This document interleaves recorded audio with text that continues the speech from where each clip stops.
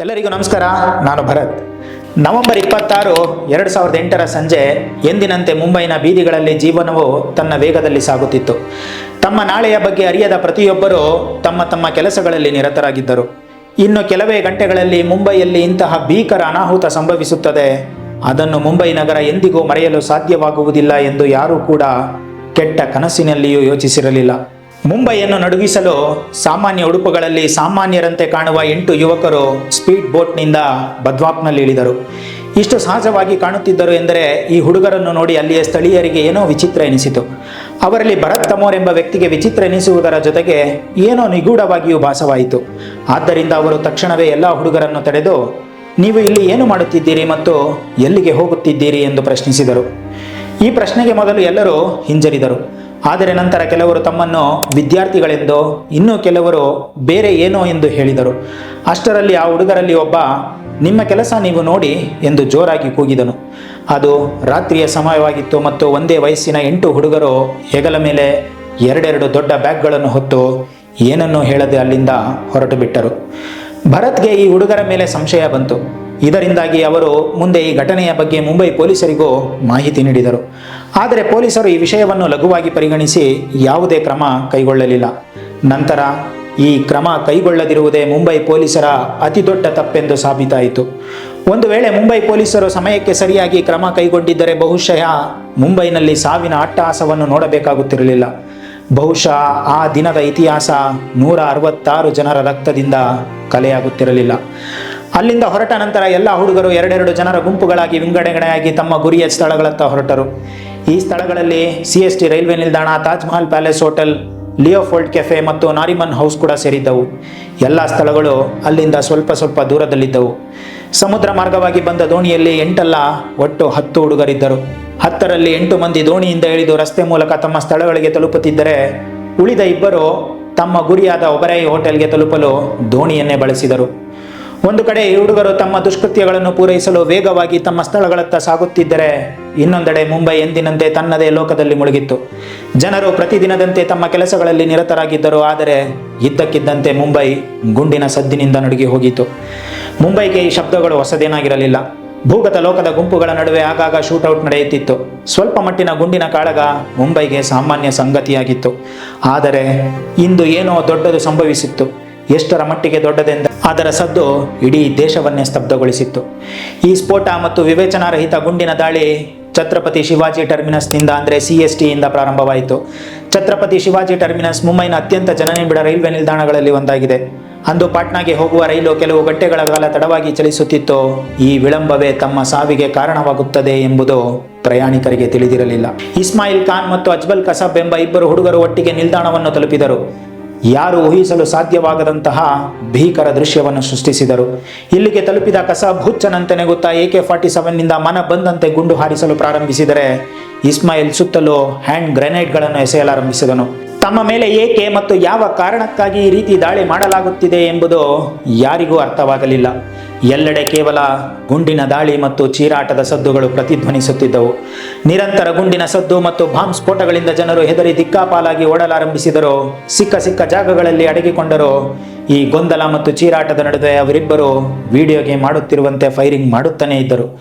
ಈ 2 ಭಯೋತ್ಪಾದಕರ ಉದ್ದೇಶ ಒಂದೇ ಆಗಿತ್ತು: ಮುಂಬೈನ ಅತ್ಯಂತ ಜನನಿಬಿಡ ರೈಲ್ವೆ ನಿಲ್ದಾಣ ಛತ್ರಪತಿ ಶಿವಾಜಿ ಟರ್ಮಿನಸ್ನಲ್ಲಿ ಸಾಧ್ಯವಾದಷ್ಟು ಹೆಚ್ಚು ಜನರನ್ನು ಕೊಲ್ಲುವುದು. ನಿಲ್ದಾಣದಲ್ಲಿ ಕೆಲಸ ಮಾಡುವ ಸಿಬ್ಬಂದಿ ಮತ್ತು ರೈಲ್ವೆ ಪೊಲೀಸರಿಗೆ ಈ ಪರಿಸ್ಥಿತಿಯನ್ನು ಹೇಗೆ ನಿಭಾಯಿಸುವುದು ಎಂದು ತಿಳಿಯಲಿಲ್ಲ. ಆದರೂ 2 ಭಯೋತ್ಪಾದಕರನ್ನು ತಡೆಯಲು ರೈಲ್ವೆ ಪೊಲೀಸರ ಎಲ್ಲಾ ಪ್ರಯತ್ನಗಳನ್ನು ಮಾಡಿದರು, ಆದರೆ ವಿಫಲರಾದರು.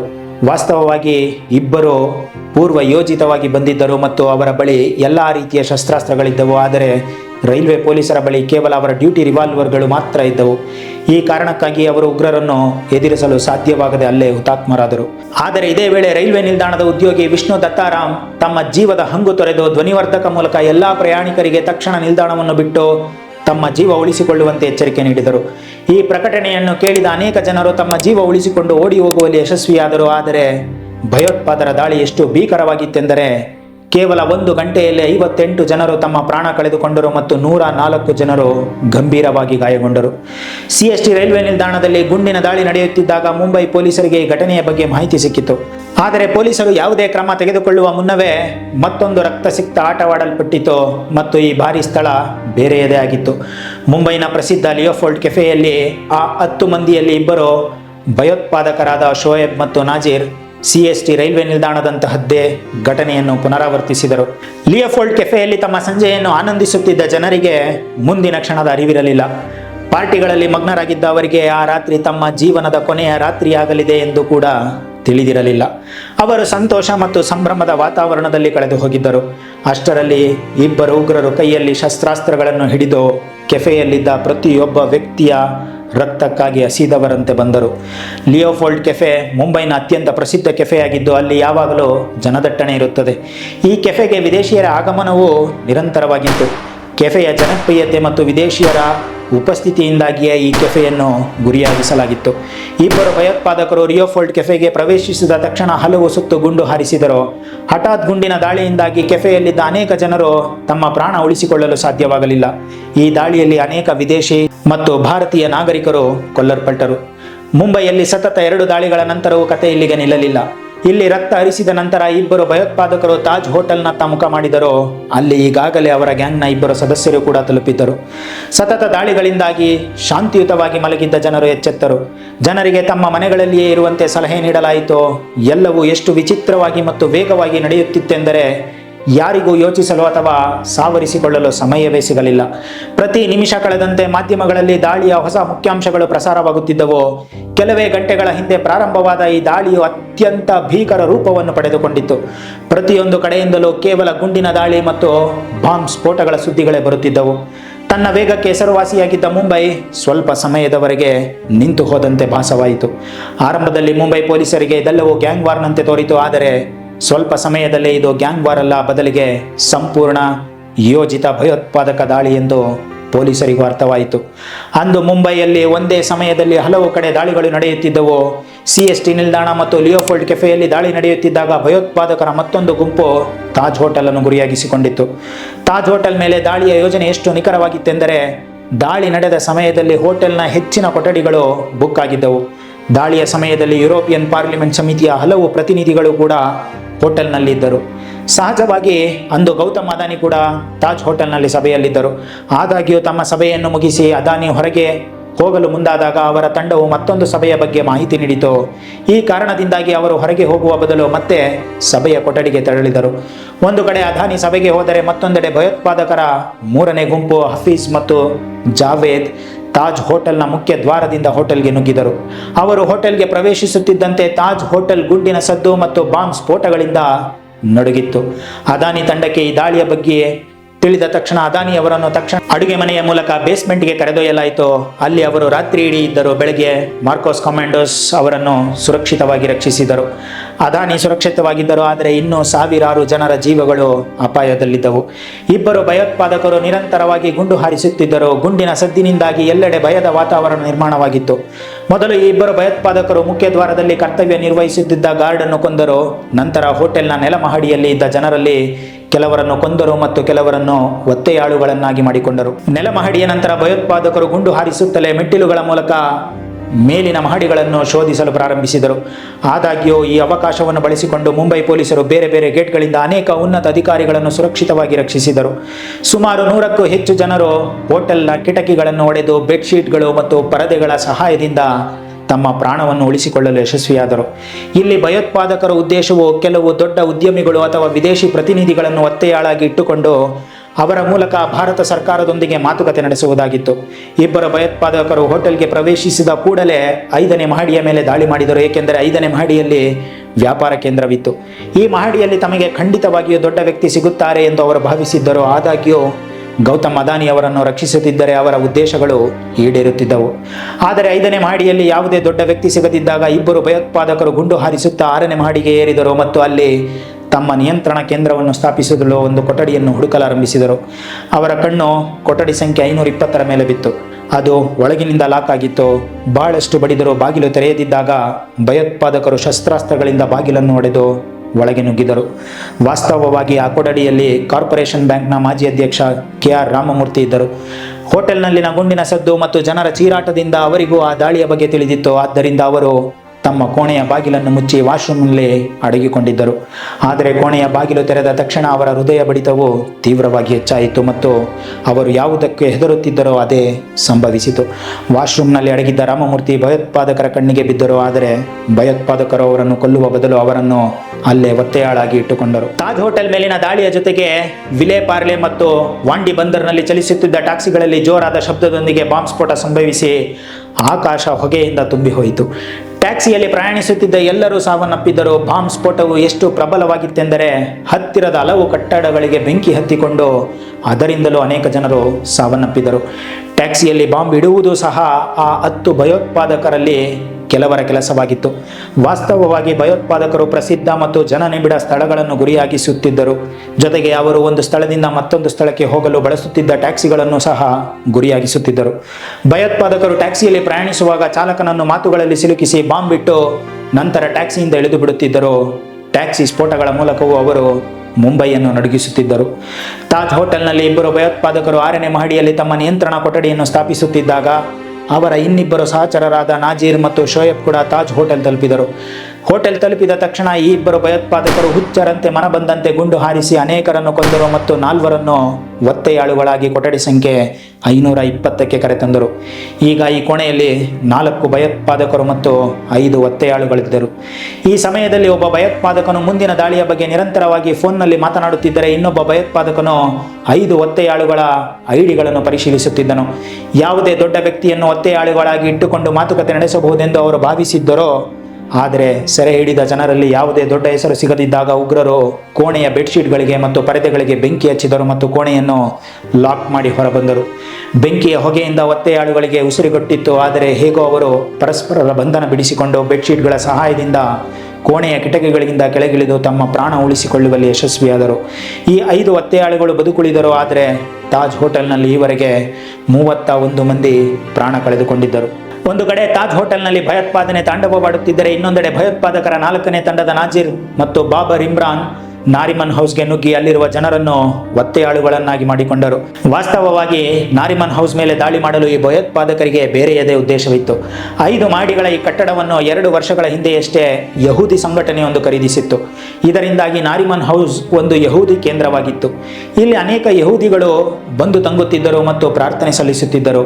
ಈ ಸ್ಥಳದಲ್ಲಿ ಇಸ್ರೇಲಿ ಪಾದ್ರಿ ರಾಬಿ ಗೇಬ್ರಿಯಲ್ ಹೋಲ್ಡ್ಬರ್ಗ್, ಅವರ ಪತ್ನಿ ರಿವ್ಕಾ ಮತ್ತು ಮಗ ಮೋಶೆ ಕೂಡ ವಾಸಿಸುತ್ತಿದ್ದರು. ಇದು ಯಹೂದಿ ಕೇಂದ್ರವಾಗಿದ್ದರಿಂದ ಭಯೋತ್ಪಾದಕರ ಯೋಜನೆಯು ಇಲ್ಲಿ ಯಾರನ್ನು ಕೊಲ್ಲುವುದಾಗಿರಲಿಲ್ಲ, ಬದಲಿಗೆ ಅವರನ್ನು ಒತ್ತೆಯಾಳುಗಳನ್ನಾಗಿ ಮಾಡಿಕೊಳ್ಳುವುದಾಗಿತ್ತು. ಅವರ ಉದ್ದೇಶವು ಎಲ್ಲ ಇಸ್ರೇಲಿ ನಾಗರಿಕರನ್ನು ಒತ್ತೆಯಾಳುಗಳಾಗಿ ಇಟ್ಟುಕೊಂಡು ಇಸ್ರೇಲ್ ಸರ್ಕಾರದೊಂದಿಗೆ ಮಾತುಕತೆ ನಡೆಸುವುದು. ಇದರಿಂದಾಗಿ ಇಸ್ರೇಲ್ ತನ್ನ ನಾಗರಿಕರನ್ನು ರಕ್ಷಿಸಲು ಭಾರತದ ಮೇಲೆ ಒತ್ತಡ ತರುತ್ತದೆ. ಈ ಮೂಲಕ ಇಸ್ರೇಲ್ ಮತ್ತು ಭಾರತದ ಸಂಬಂಧಗಳಲ್ಲಿ ಬಿರುಕು ಮೂಡಿಸುವುದು ಭಯೋತ್ಪಾದಕರ ಉದ್ದೇಶವಾಗಿತ್ತು. ಆದ್ದರಿಂದ ಇಬ್ಬರು ಭಯೋತ್ಪಾದಕರು ಇಲ್ಲಿ ವಾಸಿಸುತ್ತಿದ್ದ ಗೇಬ್ರಿಯಲ್ ಮತ್ತು ಅವರ ಪತ್ನಿ ರಿವ್ಕಾ ಮೇಲೆ ಇಸ್ರೇಲ್ ರಾಯಭಾರ ಕಚೇರಿಯೊಂದಿಗೆ ಮಾತನಾಡಲು ಒತ್ತಡ ಹೇರಿದರು. ಆದರೆ ಯಾವುದೇ ಮಾತುಕತೆ ಫಲಿಸದಿದ್ದಾಗ ಭಯೋತ್ಪಾದಕರು ಹತಾಶರಾಗಿ ನಾರಿಮನ್ ಹೌಸ್ ಅನ್ನು ಸಹ ರಕ್ತದಿಂದ ಬಣ್ಣಿಸಿದರು. ಈ ದಾಳಿಯಲ್ಲಿ ಗೇಬ್ರಿಯಲ್ ಮತ್ತು ಅವರ ಗರ್ಭಿಣಿ ಪತ್ನಿ ಸೇರಿದಂತೆ 9 ಜನರು ಪ್ರಾಣ ಕಳೆದುಕೊಂಡರು. CST ನಿಲ್ದಾಣ, Leopold cafe, Taj hotel, Nariman house ಮತ್ತು ಟ್ಯಾಕ್ಸಿ ಬಾಂಬ್ ಸ್ಫೋಟಗಳು ಇಷ್ಟೆಲ್ಲ ನಡೆಯುತ್ತಿದ್ದಾಗ ಭಯೋತ್ಪಾದಕರ 5ನೇ ಗುಂಪು ಅಬ್ದುಲ್ ರೆಹಮಾನ್ ಮತ್ತು ಫಹದ್ ಉಲ್ಲಾ ಒಬರೈ ಹೋಟೆಲ್ ಬಳಿ ದೋಣಿಯನ್ನು ಸಮುದ್ರ ತೀರಕ್ಕೆ ತಂದು ಹೋಟೆಲ್ನ ಲಾಬಿಯಲ್ಲಿ ಮನಬಂದಂತೆ ಗುಂಡು ಹಾರಿಸಲು ಪ್ರಾರಂಭಿಸಿದರು. ಇಲ್ಲಿಯೂ ಭಯೋತ್ಪಾದಕರ ದಾಳಿಯ ವಿಧಾನ ಒಂದೇ ಆಗಿತ್ತು. ಈ ಇಬ್ಬರು ಭಯೋತ್ಪಾದಕರು ಕೂಡ ಇತರ ಭಯೋತ್ಪಾದಕರಂತೆ ಒಬರೈ ಹೋಟೆಲ್ನಲ್ಲಿ ಗುಂಡಿನ ದಾಳಿ ನಡೆಸಿದರು. ಗುಂಡಿನ ಸದ್ದಿನಿಂದಾಗಿ ಅನೇಕ ಜನರು ಹೇಗೋ ಬಚಾವಾಗಿ ಅಲ್ಲಿಂದ ಓಡಿ ಹೋದರು. ಆದರೆ ಆ ಸಮಯದಲ್ಲಿ ಭಯೋತ್ಪಾದಕರು ಹೋಟೆಲ್ನ 2 ಸಿಬ್ಬಂದಿ ಜೋರ್ಡಾನ್ ಮತ್ತು ಪ್ರದೀಪ್ ಅವರನ್ನು ಒತ್ತೆಯಾಳುಗಳನ್ನಾಗಿ ಮಾಡಿಕೊಂಡರು. ಭಯೋತ್ಪಾದಕರು ಮೊದಲು ಜೋರ್ಡಾನ್ ಅನ್ನು ಹಿಡಿದು ಪೀಠೋಪಕರಣಗಳು ಮತ್ತು ಪರದೆಗಳ ಮೇಲೆ ಮದ್ಯ ಸುರಿದು ಬೆಂಕಿ ಹಚ್ಚುವಂತೆ ಒತ್ತಾಯಿಸಿದರು. ಆದರೆ ಹಾಗೆ ಮಾಡುವಾಗ ಜೋರ್ಡಾನ್ನ ಕೈಗಳು ನಡುಗಲಾರಂಭಿಸಿದವು. ಇದನ್ನು ನೋಡಿ ಒಬ್ಬ ಭಯೋತ್ಪಾದಕನು ಕೋಪಗೊಂಡು ಜೋರ್ಡಾನ್ಗೆ ಗುಂಡು ಹೊಡೆದನು. ಜೋರ್ಡಾನ್ ಸತ್ತ ತಕ್ಷಣ ಬೆಂಕಿ ಹಚ್ಚುವ ಕೆಲಸವನ್ನು ಪ್ರದೀಪ್ಗೆ ವಹಿಸಲಾಯಿತು. ಪ್ರದೀಪ್ ಸಾವಿನ ಭಯದಿಂದ ಹೇಗೋ ಅಲ್ಲಿನ ಪರದೆಗಳು ಮತ್ತು ಪೀಠೋಪಕರಣಗಳಿಗೆ ಬೆಂಕಿ ಹಚ್ಚಿದರು. ಇದರ ನಂತರ ಭಯೋತ್ಪಾದಕರು ಪ್ರದೀಪ್ನಿಂದ VIP ಜನರ ಬಗ್ಗೆ ವಿಚಾರಿಸಿದರು. ಇಲ್ಲಿ ಪ್ರದೀಪ್ ಚಾಣಾಕ್ಷತನದಿಂದ VIPಗಳು ಮೇಲಿನ ಮಹಡಿಯಲ್ಲಿ ಇರಬಹುದೆಂದು, ಆದ್ದರಿಂದ ಲಿಫ್ಟ್ನಲ್ಲಿ ಹೋಗಬೇಕಾಗುತ್ತದೆ ಎಂದು ಹೇಳಿದರು. ಪ್ರದೀಪ್ ಮತ್ತು ಇಬ್ಬರು ಭಯೋತ್ಪಾದಕರು ಲಿಫ್ಟ್ ಕಡೆಗೆ ಹೆಜ್ಜೆ ಹಾಕಿದರು. ಲಿಫ್ಟ್ ತೆರೆದ ತಕ್ಷಣ ಪ್ರದೀಪ್ ಭಯೋತ್ಪಾದಕರಿಗೆ ಚಳ್ಳೆ ಹಣ್ಣು ತಿನ್ನಿಸಿ ಒಬ್ಬರೇ ಲಿಫ್ಟ್ ಗೆ ನುಗ್ಗಿ ಕೆಳಗೆ ಹೋಗುವ ಬಟನ್ ಒತ್ತಿ ಲಿಫ್ಟನ್ನು ಮುಚ್ಚಿದರು. ಇದೆಲ್ಲವೂ ಎಷ್ಟು ಹಠಾತ್ತನೆ ಸಂಭವಿಸಿತೆಂದರೆ ಭಯೋತ್ಪಾದಕರಿಗೆ ಏನೂ ಅರ್ಥವಾಗಲಿಲ್ಲ. ಆದರೆ ಈ ಮೋಸದಿಂದ ಭಯೋತ್ಪಾದಕರು ತೀವ್ರವಾಗಿ ಕೋಪಗೊಂಡು ಮತ್ತು ಮೊದಲು ಲಿಫ್ಟ್ ಮೇಲೆ ನಂತರ ಸುತ್ತಲೂ ಹುಚ್ಚರಂತೆ ಗುಂಡು ಹಾರಿಸಲು ಪ್ರಾರಂಭಿಸಿದರು. ಈ ದಾಳಿಯಲ್ಲಿ 30ಕ್ಕೂ ಹೆಚ್ಚು ಜನರು ಪ್ರಾಣ ಕಳೆದುಕೊಂಡರು. ಒಂದೇ ದಿನ ಒಂದೇ ಸಮಯದಲ್ಲಿ ಬೇರೆ ಬೇರೆ ಸ್ಥಳಗಳಿಂದ ದಾಳಿಯ ಸುದ್ದಿ ಕೇಳಿ ಮಹಾರಾಷ್ಟ್ರ ಪೊಲೀಸರು ದಿಕ್ಕೆ ತೋಚದಂತಾದರು. ಸ್ವಲ್ಪ ಸಮಯದವರೆಗೆ ತಾವೇನು ಮಾಡಬೇಕೆಂದು ಅವರಿಗೆ ಅರ್ಥವಾಗಲಿಲ್ಲ. ಆದಾಗ್ಯೂ ಗುಂಡಿನ ದಾಳಿಯ ಮಾಹಿತಿ ತಿಳಿದ ತಕ್ಷಣ ಮುಂಬೈ ATS ಮುಖ್ಯಸ್ಥ ಹೇಮಂತ್ ಕರ್ಕರೆ ಶೀಘ್ರದಲ್ಲೇ ತಮ್ಮ ತಂಡವನ್ನು ಸಿದ್ಧಪಡಿಸಿ ಭಯೋತ್ಪಾದಕರನ್ನು ಹಿಂಬಾಲಿಸಿದರು. ಅವರು ಮೊದಲು CST ರೈಲ್ವೆ ನಿಲ್ದಾಣವನ್ನು ತಲುಪಿದರು. ಆದರೆ ಅಷ್ಟೊತ್ತಿಗಾಗಲೇ ಅಲ್ಲಿ ರಕ್ತ ದೋಕುಳಿ ಹರಿದು ಹೋಗಿತ್ತು.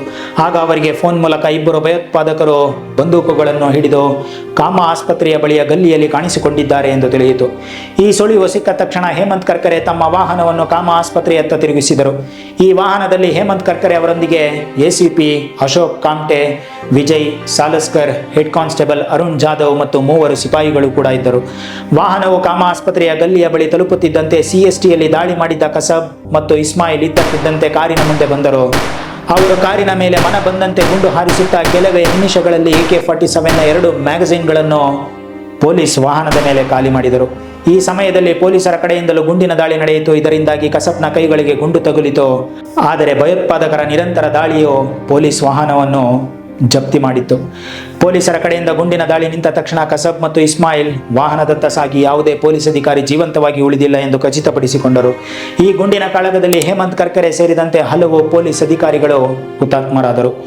ಇಬ್ಬರು ಭಯೋತ್ಪಾದಕರು ವಾಹನದಲ್ಲಿ ಯಾರೂ ಜೀವಂತವಾಗಿಲ್ಲವೆಂದು ಖಚಿತಪಡಿಸಿಕೊಂಡ ನಂತರ ಅವರು ವಿಜಯ್ ಸಾಲಸ್ಕರ್, ಹೇಮಂತ್ ಕರ್ಕರೆ ಮತ್ತು ಅಶೋಕ್ ಕಾಮ್ಟೆ ಅವರ ಮೃತದೇಹಗಳನ್ನು ಕೆಳಗಿಳಿಸಿ ಮತ್ತು ಡ್ರೈವರ್ ಸೀಟನ್ನು ಖಾಲಿ ಮಾಡಿ ಭಯೋತ್ಪಾದಕರು ಹಿಂದಿನ ಸೀಟಿನಲ್ಲಿ ಪೊಲೀಸ್ ಸಿಬ್ಬಂದಿಯ ಮೃತದೇಹಗಳನ್ನು ವಾಹನದಿಂದ ಇಳಿಸಲು ಬಯಸಿದ್ದರು.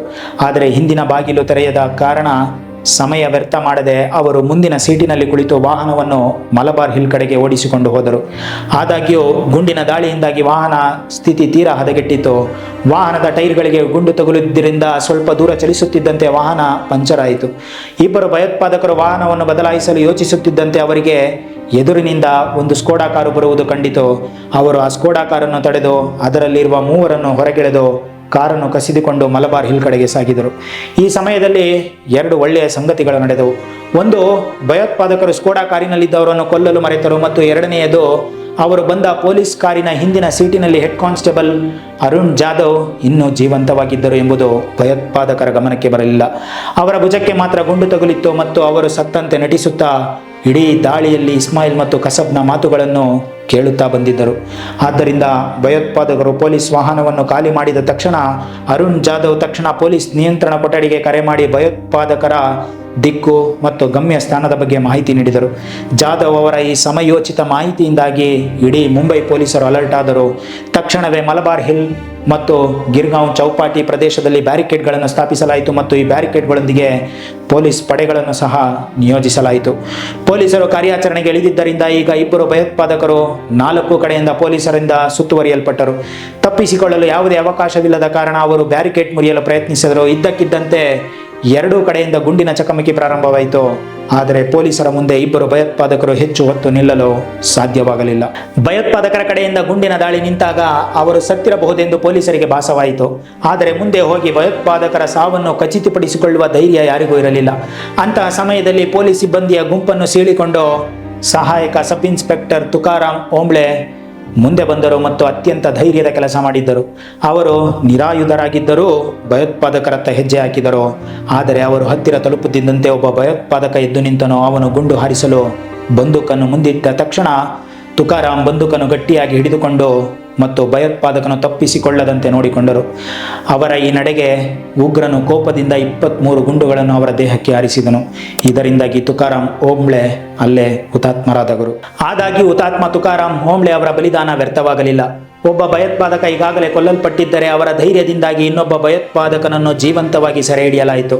ಸೆರೆ ಹಿಡಿಯಲ್ಪಟ್ಟ ಭಯೋತ್ಪಾದಕನ ಹೆಸರು ಕಸಬ್. ಅವನು ನಂತರದ ತನಿಖೆಗೆ ಬಹಳ ಸಹಕಾರಿಯಾದನು. ಆದರೆ ಇನ್ನೂ 8 ಭಯೋತ್ಪಾದಕರು ಮುಂಬೈನಲ್ಲಿ ಭಯೋತ್ಪಾದನೆ ನಡೆಸುತ್ತಿದ್ದರು. ಅವರ ಮುಂದಿನ ಕ್ರಮಗಳ ಬಗ್ಗೆ ತಿಳಿಯುವ ಮೊದಲು ಈ ದಾಳಿಗಳು ಏಕೆ ನಡೆದವು, ಈ ದಾಳಿಗಳನ್ನು ಯಾರು ಮಾಡಿದರು ಮತ್ತು ಈ ಎಲ್ಲ ದಾಳಿಗಳ ಸೂತ್ರಧಾರರು ಯಾರು ಎಂಬುದನ್ನು ಅರ್ಥ ಮಾಡ್ಕೋಬೇಕು. ವಾಸ್ತವವಾಗಿ ಡಿಸೆಂಬರ್ 6, 1992ರಂದು ಬಾಬ್ರಿ ಮಸೀದಿ ಧ್ವಂಸದ ನಂತರ ಭಾರತವು ಗಲಭೆಗಳ ಬೆಂಕಿಯಲ್ಲಿ ಉರಿಯುತ್ತಿತ್ತು. ಅಂತಹ ಸಮಯದಲ್ಲಿ ಅನೇಕ ಇಸ್ಲಾಮಿಕ್ ಭಯೋತ್ಪಾದಕ ಗುಂಪುಗಳು ಭಾರತದ ಮೇಲೆ ದಾಳಿ ಮಾಡಲು ಹೊಂಚು ಹಾಕುತ್ತಿದ್ದವು.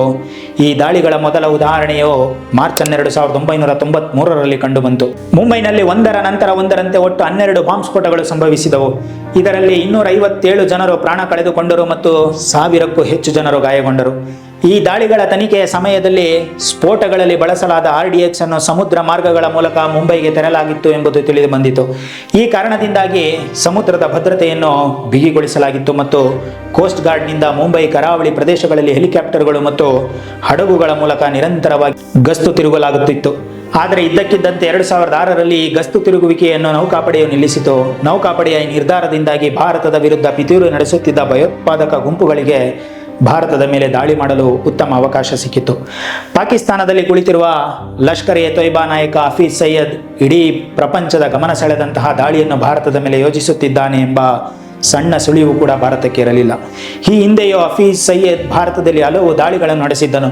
ಆದರೆ ಈ ಬಾರಿ ದೊಡ್ಡ ಸ್ಫೋಟಕ್ಕಾಗಿ ಅವನಿಗೆ ಈ ಕೆಲಸದಲ್ಲಿ ಸಾಥ್ ನೀಡುವಂತಹ ಕೆಲವರ ಹುಡುಕಾಟದಲ್ಲಿದ್ದನು. ಸಹಜವಾಗಿ ಅಂತಹ ಸಮಯದಲ್ಲಿ ಅವನಿಗೆ ದಾವೂದ್ ಸಯ್ಯದ್ನ ಭೇಟಿಯಾಯಿತು.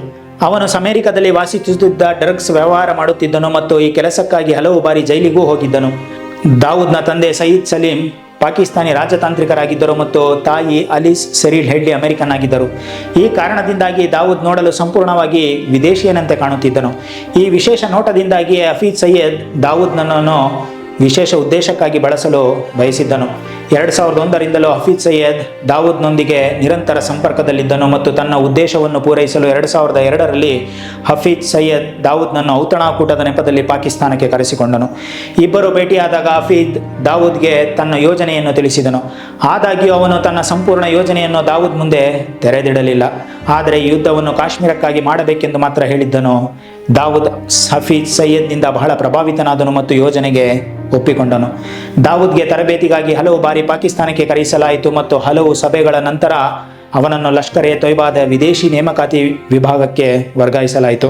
ಸಂಪೂರ್ಣ ತರಬೇತಿಯ ನಂತರ ಲಷ್ಕರ್-ಎ-ತೊಯ್ಬಾ ದಾವೂದ್ಗೆ ಅವನ ಅಗತ್ಯವು ಕಾಶ್ಮೀರಕ್ಕಲ್ಲ, ಬದಲಿಗೆ ಮುಂಬೈಗೆ ಎಂದು ಬಹಿರಂಗಪಡಿಸಿತು. ಆದರೆ ಇದರ ಸಿದ್ಧತೆಗಾಗಿ ಸಯ್ಯದ್ ದಾವೂದ್ಗೆ ಮೊದಲು US-ಗೆ ಹಿಂತಿರುಗಿ ತನ್ನ ಗುರುತನ್ನು ಬದಲಾಯಿಸಿಕೊಳ್ಳುವಂತೆ ಹೇಳಿದನು. ದಾವೂದ್ US-ಗೆ ಹಿಂತಿರುಗಿ ತನ್ನ ತಾಯಿಯ ಗುರುತನ್ನು ಬಳಸಿ ದಾವೂದ್ ಸಯ್ಯದ್ಗೆ ಎಂದ ಡೇವಿಡ್ ಕೋಲ್ಮನ್ ಹೆಡ್ಲಿ ಆದನು. ಇದೆಲ್ಲವನ್ನು ಮಾಡಲು ಪಾಕಿಸ್ತಾನ ISI ದಾವೂದ್ಗೆ ಸಹಾಯ ಮಾಡಿತು. ದಾಳಿ ಮಾಡುವ ಮೊದಲು ಭಾರತಕ್ಕೆ ಬಂದು ಮುಂಬೈನ ಆ ಎಲ್ಲ ಸ್ಥಳಗಳ ಬಗ್ಗೆ ವಿವರವಾದ ಮಾಹಿತಿ ಪಡೆಯುವುದು ಅಗತ್ಯವಾಗಿತ್ತು.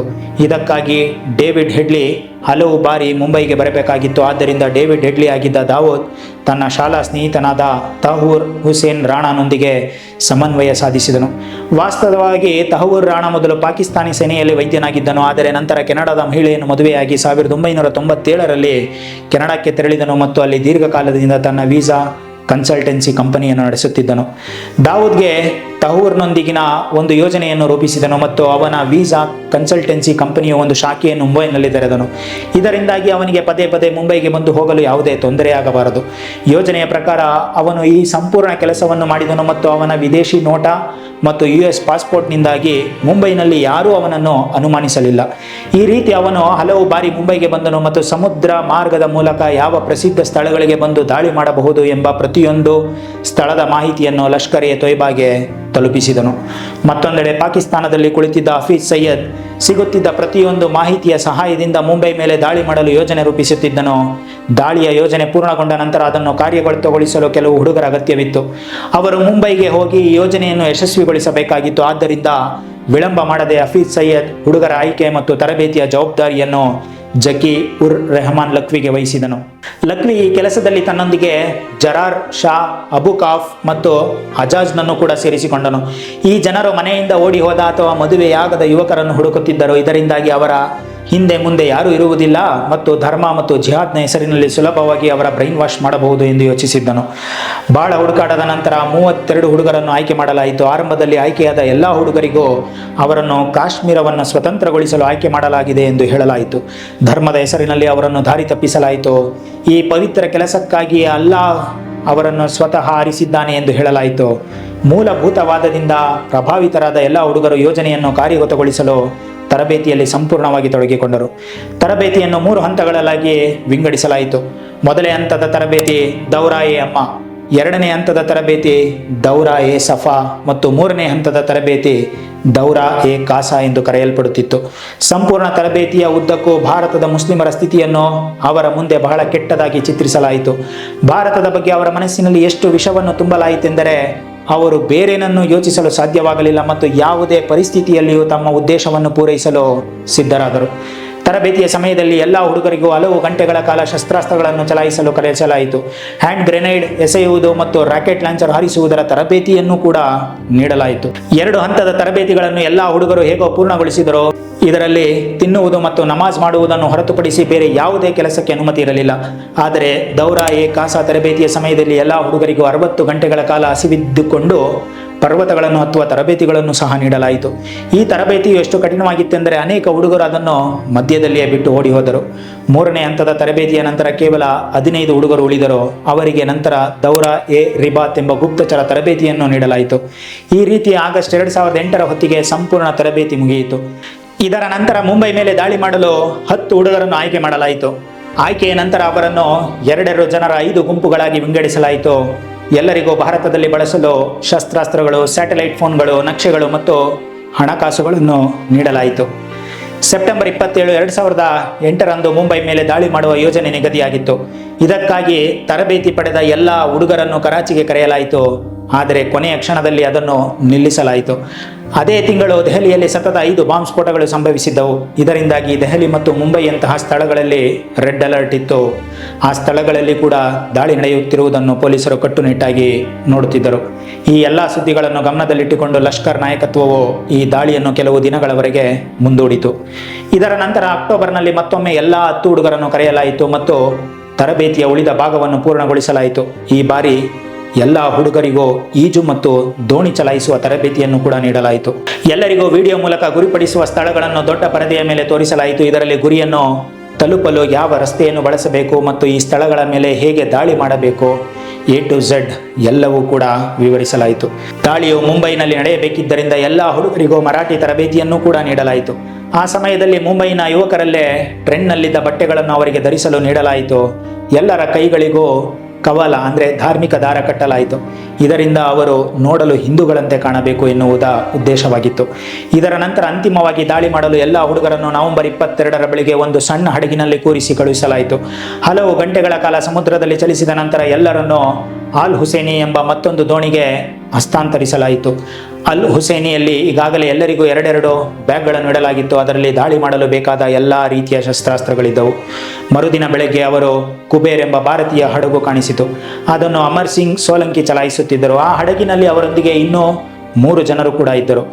ಇಲ್ಲಿ ಭಯೋತ್ಪಾದಕರು ತಮ್ಮ ಹಡಗು ಕೆಟ್ಟು ಹೋಗಿದೆ ಎಂದು ನಟಿಸಿ ಕುಬೇರ್ನಲ್ಲಿದ್ದ ಜನರಿಂದ ಸಹಾಯ ಕೇಳಿದರು. ಆದರೆ ಹಡಗು ಹತ್ತಿರ ಬಂದ ತಕ್ಷಣ ಎಲ್ಲ ಹುಡುಗರಿಗೂ ಕುಬೇರ್ನಲ್ಲಿದ್ದ 3 ಕೊಂದು ಕ್ಯಾಪ್ಟನ್ ಅಮರ್ ಸಿಂಗ್ಗೆ ಮುಂಬೈ ಕಡೆಗೆ ಹಡಗನ್ನು ಚಲಾಯಿಸುವಂತೆ ಒತ್ತಾಯಿಸಿದರು. ಹಡಗು ಮುಂಬೈಗೆ ಹತ್ತಿರವಾದ ತಕ್ಷಣ ಭಯೋತ್ಪಾದಕರು ಅಮರ್ ಸಿಂಗ್ನನ್ನು ಕೊಂದರು ಮತ್ತು ಹಡಗನ್ನು ತೆಗೆದುಕೊಂಡು ನವೆಂಬರ್ 26 ಸಂಜೆಯ ಹೊತ್ತಿಗೆ ಮುಂಬೈನ ತೀರವನ್ನು ತಲುಪಿದರು. ಇದರ ನಂತರ ಈ 10 ಭಯೋತ್ಪಾದಕರು ಮುಂಬೈನಲ್ಲಿ ಹೇಗೆ ಭಯೋತ್ಪಾದನೆ ಸೃಷ್ಟಿಸಿದರು ಎಂಬುದನ್ನು ನಾವು ಈಗಾಗಲೇ ತಿಳಿದುಕೊಂಡಿದ್ದೇವೆ. ಆದರೆ ಈ ಭಯೋತ್ಪಾದಕರ ದಾಳಿಗಳನ್ನು ತಡೆಯಲು ಮತ್ತು ಒತ್ತೆಯಾಳುಗಳನ್ನು ರಕ್ಷಿಸಲು ಭಾರತ ಸರ್ಕಾರವು ಯಾವ ಕ್ರಮಗಳನ್ನು ತೆಗೆದುಕೊಂಡಿತ್ತು ಎಂಬುದನ್ನು ತಿಳಿಯುವ ಮೊದಲು 26/11 ದಾಳಿಗಿಂತ ಕೆಲವು ದಿನಗಳ ಮುಂಚೆಯೇ ಅಮೆರಿಕವು ಲಷ್ಕರ್-ಎ-ತೊಯ್ಬಾದ ಅಲ್ ಹುಸೇನಿ ಹಡಗಿನ ನಿರ್ದೇಶಾಂಕಗಳನ್ನು ಭಾರತ ಸರ್ಕಾರಕ್ಕೆ ನೀಡಿತು. ಇದರ ಹೊರತಾಗಿಯೂ ಭಾರತೀಯ ಅಧಿಕಾರಿಗಳು ಆ ನಿರ್ದೇಶಾಂಕಗಳ ಸಹಾಯದಿಂದ ಅಲ್ ಹುಸೇನಿ ಹಡಗನ್ನು ಪತ್ತೆ ಹಚ್ಚಲಿಲ್ಲ ಅಥವಾ ಯಾವುದೇ ಕ್ರಮ ತೆಗೆದುಕೊಳ್ಳಲಿಲ್ಲ. ರಾಷ್ಟ್ರೀಯ ಭದ್ರತಾ ಸಲಹೆಗಾರ NK ನಾರಾಯಣನ್ ಅವರು ನೌಕಾಪಡೆ ಮತ್ತು ಕೋಸ್ಟ್ ಗಾರ್ಡ್ಗಳೊಂದಿಗೆ ಕ್ರಮ ಕೈಗೊಳ್ಳಬಹುದಾದ ಗುಪ್ತಚರ ಮಾಹಿತಿಯನ್ನು ಹಂಚಿಕೊಂಡಿದ್ದರು. ಸಮುದ್ರದಲ್ಲಿ ಅಲ್ ಹುಸೇನಿ ಹಡಗನ್ನು ಹಿಡಿಯಲಾಗಲಿಲ್ಲ ಮತ್ತು ಈ ಭೀಕರ ದಾಳಿಗಳನ್ನು ನಡೆಸಲು ಶಸ್ತ್ರಾಸ್ತ್ರಗಳೊಂದಿಗೆ ಬರುತ್ತಿದ್ದ ಭಯೋತ್ಪಾದಕರನ್ನು ತಡೆಯಲಾಗಲಿಲ್ಲ. ಇದರ ಪರಿಣಾಮವನ್ನು ಮುಂಬೈ ಅನುಭವಿಸಬೇಕಾಯಿತು. ದಾಳಿಯ ಮೊದಲು ಭಾರತೀಯ ಅಧಿಕಾರಿಗಳು ಯಾವುದೇ ಕ್ರಮ ತೆಗೆದುಕೊಳ್ಳದ ಕಾರಣ ಮುಂಬೈನಲ್ಲಿ ಈಗಾಗಲೇ ಸಾಕಷ್ಟು ಅನಾಹುತ ಸಂಭವಿಸಿತ್ತು. ಇದಲ್ಲದೆ ಮುಂಬೈ ಪೊಲೀಸರು ಕೇವಲ 2 ಭಯೋತ್ಪಾದಕರನ್ನು ಮಾತ್ರ ನಿಯಂತ್ರಿಸಲು ಸಾಧ್ಯವಾಗಿತ್ತು. ಇನ್ನು 8 ಭಯೋತ್ಪಾದಕರು 3 ಸ್ಥಳಗಳಲ್ಲಿ ತಮ್ಮ ಹಿಡಿತ ಸಾಧಿಸಿದ್ದರು. 2 ಭಯೋತ್ಪಾದಕರು ಒಬರಾಯ್ ಹೋಟೆಲ್ನಲ್ಲಿ ಮತ್ತು 4 ತಾಜ್ ಹೋಟೆಲ್ನಲ್ಲಿ ಇದ್ದರು. ಅದೇ ರೀತಿ 2 ಭಯೋತ್ಪಾದಕರು ನಾರಿಮನ್ ಹೌಸ್ ಅನ್ನು ತಮ್ಮ ನಿಯಂತ್ರಣದಲ್ಲಿಟ್ಟುಕೊಂಡಿದ್ದರು. ಕಸಬ್ನನ್ನು ಸೆರೆ ಹಿಡಿದ ನಂತರ ಮತ್ತು ತಾಜ್ ಹೋಟೆಲ್, ನಾರಿಮನ್ ಹೌಸ್ ಮತ್ತು ಒಬರಾಯ್ ಹೋಟೆಲ್ನಲ್ಲಿ ನಡೆಯುತ್ತಿದ್ದ ನಿರಂತರ ಸ್ಫೋಟಗಳ ನಂತರ ಅಂತಿಮವಾಗಿ ಮಹಾರಾಷ್ಟ್ರ ಸರ್ಕಾರವು ಸಂಪೂರ್ಣವಾಗಿ ಸಕ್ರಿಯವಾಯಿತು. ಮೊದಲು ಮಹಾರಾಷ್ಟ್ರ ಸರ್ಕಾರವು ಕೇಂದ್ರ ಸರ್ಕಾರದಿಂದ ಸಹಾಯ ಕೋರಿತು. ನವದೆಹಲಿಯಿಂದ NSG ಕಮಾಂಡೋಗಳನ್ನು ಸಿದ್ಧಪಡಿಸಲಾಯಿತು. ಆದರೆ NSGಗೆ ಸಮಯಕ್ಕೆ ಸರಿಯಾಗಿ ವಿಮಾನ ಸಿಗದ ಕಾರಣ ಅವರು ಮುಂಬೈಗೆ ಬರಲು ಸಮಯ ಹಿಡಿಯುವಂತಿತ್ತು. ಆದ್ದರಿಂದ ಪ್ರತಿ ದಾಳಿ ಮಾಡಲು ಮತ್ತು ಪರಿಸ್ಥಿತಿಯನ್ನು ನಿಭಾಯಿಸಲು ಜವಾಬ್ದಾರಿಯನ್ನು ಮಾರ್ಕೋಸ್ಗೆ ವಹಿಸಲಾಯಿತು. ಮಾರ್ಕೋಸ್ ಅಂದರೆ ಮರೀನ್ ಕಮಾಂಡೋಗಳು, ಅಪರಿಚಿತ ಸ್ಥಳಗಳಲ್ಲಿ ಅತ್ಯುತ್ತಮ ಕಾರ್ಯಾಚರಣೆಗಳಿಗೆ ಹೆಸರುವಾಸಿಯಾದವರು. ಈ ಕಮಾಂಡೋಗಳು ಎಲ್ಲ ರೀತಿಯ ಶಸ್ತ್ರಾಸ್ತ್ರಗಳನ್ನು ಚಲಾಯಿಸುವುದರಲ್ಲಿ ಸಂಪೂರ್ಣ ತರಬೇತಿ ಪಡೆದಿದ್ದರು. ಆದ್ದರಿಂದ ಈ ಭಯೋತ್ಪಾದಕ ದಾಳಿಯನ್ನು ನಿಭಾಯಿಸಲು ಮಾರ್ಕೋಸ್ನನ್ನು ಕರೆಸಲಾಯಿತು. ಆದರೆ ತಡವಾಗಿ ಮಾಹಿತಿ ದೊರೆತ ಕಾರಣ ಮಾರ್ಕೋಸ್ಗೆ ದಾಳಿ ನಡೆದ ಸ್ಥಳಗಳಿಗೆ ತಲುಪಲು ಹಲವು ಗಂಟೆಗಳ ವಿಳಂಬವಾಯಿತು. ಮಾರ್ಕೋಸ್ ನವೆಂಬರ್ 27ರ ರಾತ್ರಿ ಸುಮಾರು 2 ಗಂಟೆಗೆ ಮುಂಬೈನ INS ಅಭಿಮನ್ಯು ತಲುಪಿದರು ಮತ್ತು ಅಲ್ಲಿಂದ 2 ತಂಡಗಳಾಗಿ ವಿಂಗಡಣೆಯಾಗಿ ತಾಜ್ ಮತ್ತು ಒಬೆರಾಯ್ ಹೋಟೆಲ್ಗಳ ಜವಾಬ್ದಾರಿ ವಹಿಸಿಕೊಂಡರು. ಮಾರ್ಕೋಸ್ನ ಮೊದಲ ಕೆಲಸ ಒತ್ತೆಯಾಳುಗಳನ್ನು ಸುರಕ್ಷಿತವಾಗಿ ರಕ್ಷಿಸುವುದಾಗಿತ್ತು. ತಾಜ್ ಹೋಟೆಲ್ ತಲುಪಿದ ಮಾರ್ಕೋಸ್ ತಂಡಕ್ಕೆ ಅಲ್ಲಿನ ಹೋಟೆಲ್ ಮ್ಯಾನೇಜರ್ ಹೋಟೆಲ್ನ ನಕ್ಷೆಯನ್ನು ನೀಡಿದರು. ಆದರೆ ನಕ್ಷೆಯಿಂದ ಅವರಿಗೆ ಯಾವುದೇ ವಿಶೇಷ ಸಹಾಯ ಸಿಗಲಿಲ್ಲ. ಇದಲ್ಲದೆ ತಾಜ್ ಹೋಟೆಲ್ನಲ್ಲಿದ್ದ 4 ಭಯೋತ್ಪಾದಕರ ಸ್ಥಳದ ಬಗ್ಗೆ ಅಥವಾ ಹೋಟೆಲ್ನಲ್ಲಿ ಅಡಗಿದ್ದ ಜನರ ಬಗ್ಗೆ ಯಾವುದೇ ಮಾಹಿತಿಯೂ ಇರಲಿಲ್ಲ. ಮಾರ್ಕೋಸ್ನ 2ನೇ ತಂಡವು ಒಬೆರಾಯ್ ಹೋಟೆಲ್ನಲ್ಲಿ ಇದೇ ರೀತಿಯ ತೊಂದರೆಗಳನ್ನು ಎದುರಿಸುತ್ತಿತ್ತು. ಈ ಪರಿಸ್ಥಿತಿಯಲ್ಲಿ ಮಾರ್ಕೋಸ್ನ 2 ತಂಡಗಳಿಗೆ ಈ ಕೆಲಸವು ಕತ್ತಲೆಯಲ್ಲಿ ಬಾಣ ಬಿಟ್ಟಂತಾಗಿತ್ತು. ಆದಾಗ್ಯೂ ತಮ್ಮ ಜೀವವನ್ನು ಪಣಕ್ಕಿಟ್ಟು ಮಾರ್ಕೋಸ್ ತಾಜ್ ಮತ್ತು ಒಬೆರಾಯ್ ಹೋಟೆಲ್ಗಳಿಗೆ ನುಗ್ಗಿ ಭಯೋತ್ಪಾದಕರನ್ನು ಹುಡುಕಲಾರಂಭಿಸಿದರು. ಮಾರ್ಕೋಸ್ಗೆ ಭಯೋತ್ಪಾದಕರ ಸ್ಥಳದ ಬಗ್ಗೆ ಯಾವುದೇ ಮಾಹಿತಿ ಇರಲಿಲ್ಲ. ಆದರೆ ಭಯೋತ್ಪಾದಕರಿಗೆ ಅವರ ಪ್ರತಿಯೊಂದು ಹೆಜ್ಜೆಯ ಬಗ್ಗೆಯೂ ಸುದ್ದಿ ಇತ್ತು. ಅದಕ್ಕೆ ಕಾರಣ ಮಾಧ್ಯಮಗಳು ಮಾರ್ಕೋಸ್ನ ಪ್ರತಿಯೊಂದು ನಡೆಯನ್ನು ನೇರ ಪ್ರಸಾರ ಮಾಡುತ್ತಿದ್ದವು. ಇದರ ಮೇಲೆ ಪಾಕಿಸ್ತಾನದಲ್ಲಿ ಕುಳಿತಿದ್ದ ಅವರ ಹ್ಯಾಂಡಲ್ಗಳ ಕಣ್ಣು ಕೂಡ ಇತ್ತು. ಅವರು ಪ್ರತಿಯೊಂದು ಸುದ್ದಿಯನ್ನು ಫೋನ್ ಮೂಲಕ ಭಯೋತ್ಪಾದಕರಿಗೆ ತಲುಪಿಸುತ್ತಿದ್ದರು. ಭಯೋತ್ಪಾದಕರಿಗೆ ಮಾರ್ಕೋಸ್ನ ಸ್ಥಳ ತಿಳಿದ ತಕ್ಷಣ ಅವರು ಅವರತ್ತ ಗುಂಡು ಹಾರಿಸಲು ಮತ್ತು ಗ್ರೆನೇಡ್ಗಳನ್ನು ಎಸೆಯಲು ಪ್ರಾರಂಭಿಸಿದರು. ಇದಕ್ಕೆ ಪ್ರತಿಯಾಗಿ ಮಾರ್ಕೋಸ್ ಸಹ ನಿರಂತರವಾಗಿ ಗುಂಡು ಹಾರಿಸಿದರು. ಈ ಪ್ರತಿ ದಾಳಿಯಿಂದಾಗಿ ಭಯೋತ್ಪಾದಕರು ಆಶ್ಚರ್ಯಚಕಿತರಾಗಿದ್ದರು, ಏಕೆಂದರೆ ಅಲ್ಲಿಯವರೆಗೆ ಅವರು ಕೇವಲ ಸಾಮಾನ್ಯ ಬಂದೂಕುಗಳನ್ನು ಹೊಂದಿದ್ದ ಮುಂಬೈ ಪೊಲೀಸರನ್ನು ಎದುರಿಸಿದ್ದರು. ಆದರೆ ಇಲ್ಲಿ ಮಾರ್ಕೋಸ್ ದಾಳಿಯು ಎಷ್ಟು ಪ್ರಬಲವಾಗಿತ್ತೆಂದರೆ ಭಯೋತ್ಪಾದಕರು 4 ಹೆಜ್ಜೆ ಹಿಂದೆ ಸರಿಯಲೇಬೇಕಾಗಿತ್ತು. ಈ ಅವಕಾಶವನ್ನು ಬಳಸಿಕೊಂಡು ಮಾರ್ಕೋಸ್ ತಾಜ್ ಹೋಟೆಲ್ನಿಂದ 150 ಮತ್ತು ಒಬೆರಾಯ್ ಟ್ರೈಡೆಂಟ್ ಹೋಟೆಲ್ನಿಂದ 200 ಜನರು ಸುರಕ್ಷಿತವಾಗಿ ಹೊರತೆಗೆದರು. ಆದಾಗ್ಯೂ 2 ಸ್ಥಳಗಳಲ್ಲಿ ಇನ್ನೂ ಅನೇಕ ಜನರು ಸಿಲುಕಿಕೊಂಡಿದ್ದರು. ಅವರು ಯಾವುದೇ ಕ್ಷಣದಲ್ಲಿ ಭಯೋತ್ಪಾದಕರ ದಾಳಿಗೆ ಬಲಿಯಾಗಬಹುದಿತ್ತು. ಆದರೆ ಈ ಸಮಯದಲ್ಲಿ ಒಂದು ಸಮಾಧಾನಕರ ಸಂಗತಿ ಎಂದರೆ ಬೆಳಗ್ಗೆ ಸುಮಾರು 5 ಗಂಟೆಗೆ IL-76 ವಿಮಾನದಲ್ಲಿ 200 NSG ಕಮಾಂಡೋಗಳ ತಂಡವು ಮುಂಬೈ ತಲುಪಿತು. NSG ಕಮಾಂಡೋಗಳು ಮುಂಬೈ ತಲುಪಿದ ತಕ್ಷಣ ಮೊದಲು ಮುಂಬೈ ಪೊಲೀಸರು ಮತ್ತು ಮಾರ್ಕೋಸ್ನಿಂದ ದಾಳಿಗೆ ಸಂಬಂಧಿಸಿದ ಎಲ್ಲ ಮಾಹಿತಿಗಳನ್ನು ಸಂಗ್ರಹಿಸಿದರು ಮತ್ತು 3 ತಂಡಗಳಾಗಿ ವಿಂಗಡಣೆಯಾಗಿ ತಾಜ್ ಹೋಟೆಲ್, ಒಬೆರಾಯ್ ಹೋಟೆಲ್ ಮತ್ತು ನಾರಿಮನ್ ಹೌಸ್ ಕಡೆಗೆ ಹೊರಟರು. ಈ ಮೂಲಕ NSG ಆಪರೇಷನ್ ಬ್ಲ್ಯಾಕ್ ಟೊರ್ನಡೋ ಪ್ರಾರಂಭ ಮಾಡಿತು. ನವೆಂಬರ್ 27 ಬೆಳಗ್ಗೆ 6 ಗಂಟೆಗೆ ಕಮಾಂಡೋಗಳ ಮೊದಲ ತಂಡ ಒಬೆರಾಯ್ ಟ್ರೈಡೆಂಟ್ ತಲುಪಿತು. ಇದರ ನೇತೃತ್ವವನ್ನು ಕರ್ನಲ್ BS ರಾಠಿ ವಹಿಸಿದ್ದರು. ಕರ್ನಲ್ ರಾಠಿ ಅವರ ನೇತೃತ್ವದಲ್ಲಿ ಲೆಫ್ಟಿನೆಂಟ್ ಕರ್ನಲ್ RK ಶರ್ಮಾ ಮತ್ತು ಮೇಜರ್ B ಭಾರತ್ ತಮ್ಮ ತಂಡದೊಂದಿಗೆ ಒಬೆರಾಯ್ ಹೋಟೆಲ್ಗೆ ಪ್ರವೇಶಿಸಿದರು. ಆದರೆ ಮಾರ್ಕೋಸ್ನಂತೆ NSG ಕಮಾಂಡೋಗಳಿಗೂ ಭಯೋತ್ಪಾದಕರು ಮತ್ತು ಉಳಿದ ಒತ್ತೆಯಾಳುಗಳ ಸ್ಥಳದ ಬಗ್ಗೆ ಯಾವುದೇ ಮಾಹಿತಿ ಇರಲಿಲ್ಲ. ಆದರೆ ಅವರು ತಮ್ಮ ತರಬೇತಿ ಮತ್ತು ಅನುಭವವನ್ನು ಬಳಸಿಕೊಂಡು ಮಹಡಿಯಿಂದ ಮಹಡಿಗೆ ಏರಲಾರಂಭಿಸಿದರು. 19ನೇ ಮಹಡಿಯನ್ನು ತಲುಪಿದ ತಕ್ಷಣ ಭಯೋತ್ಪಾದಕರ ಕಡೆಯಿಂದ ಗುಂಡಿನ ದಾಳಿ ಪ್ರಾರಂಭವಾಯಿತು. ಜೊತೆಗೆ ಗ್ರೆನೇಡ್ಗಳನ್ನು ಎಸೆದು ಭಯೋತ್ಪಾದಕರು ಇಡೀ ಮಹಡಿಯಲ್ಲಿ ಹೊಗೆ ತುಂಬಿಸಿದರು. ಇದೇ ವೇಳೆ NSGಯ 2ನೇ ತಂಡವು ತಾಜ್ ಹೋಟೆಲ್ನ ಪರಿಸ್ಥಿತಿಯನ್ನು ನಿಭಾಯಿಸುತ್ತಿತ್ತು. ಇದರ ನೇತೃತ್ವವನ್ನು ಕರ್ನಲ್ ಸುನಿಲ್ ಶರಾನ್ ವಹಿಸಿದ್ದರು. ಅವರ ಅಡಿಯಲ್ಲಿ ಮೇಜರ್ ಸಂಜಯ್ ಖಂಡ್ವಾಲ್ ಮತ್ತು ಮೇಜರ್ ಸಂದೀಪ್ ಉನ್ನಿಕೃಷ್ಣನ್ ಕೂಡ ಇದ್ದರು. ತಾಜ್ ಹೋಟೆಲ್ನ ಪರಿಸ್ಥಿತಿಯು ಒಬೆರಾಯ್ ಹೋಟೆಲ್ಗಿಂತಲೂ ಭೀಕರವಾಗಿತ್ತು. ಇಲ್ಲಿ 4 ಭಯೋತ್ಪಾದಕರಿದ್ದರು. ಅವರು ತಾಜ್ ಹೋಟೆಲ್ನ ಅನೇಕ ಕೊಠಡಿಗಳಿಗೆ ಬೆಂಕಿ ಹಚ್ಚಿದ್ದರು. ತಾಜ್ ಹೋಟೆಲ್ ಬೆಂಕಿಯ ಜ್ವಾಲೆಗಳಲ್ಲಿ ಉರಿಯುತ್ತಿತ್ತು ಮತ್ತು ಇದೇ ಬೆಂಕಿ ಮತ್ತು ಹೊಗೆಯಿಂದಾಗಿ ಅನೇಕ ಮಹಡಿಗಳಲ್ಲಿ ಕಮಾಂಡೋಗಳಿಗೆ ಉಸಿರಾಡಲು ಕಷ್ಟವಾಗುತ್ತಿತ್ತು. ಅಂತಹ ಪರಿಸ್ಥಿತಿಯಲ್ಲಿ ಭಯೋತ್ಪಾದಕರನ್ನು ಹುಡುಕಿ ಕೊಲ್ಲಲು ಮತ್ತು ಹೋಟೆಲ್ನಲ್ಲಿ ಸಿಲುಕಿದ್ದ ಜನರನ್ನು ರಕ್ಷಿಸಲು NSG ಮರುಸಂಘಟಿತವಾಗಬೇಕಾಯಿತು.